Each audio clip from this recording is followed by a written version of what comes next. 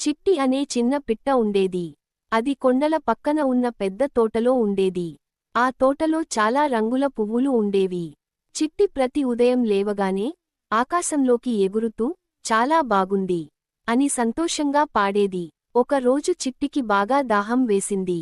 తను నీరు వెతుకుతూ కిందకి చూసింది.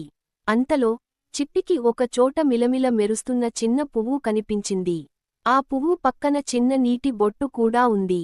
చిట్టి ఆశ్చర్యపోయింది. మిలమిల పువ్వా, నీవు ఎందుకు మెరుస్తున్నావు?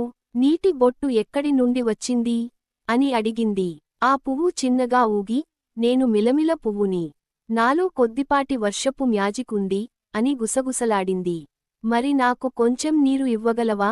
నాకు చాలా దాహంగా ఉంది అని చిట్టి అడిగింది. పువ్వు నవ్వింది. నీ పాట పాడితే ఆ మ్యాజిక్ మరింత పెరుగుతుంది అని చెప్పింది. చిట్టి చాలా తీయగా పాడింది. పువ్వు మ్యాజిక్తో మెరిసింది. వెంటనే అక్కడ ఒక పెద్ద నీటి కుంట నిండింది. చిట్టి దాహం తీరింది, ఆనందంగా ఎగిరింది. అప్పటినుండి చిట్టి ప్రతిరోజు పువ్వు దగ్గర పాట పాడేది. దాని మ్యాజిక్ అందరికీ సహాయం చేసేది.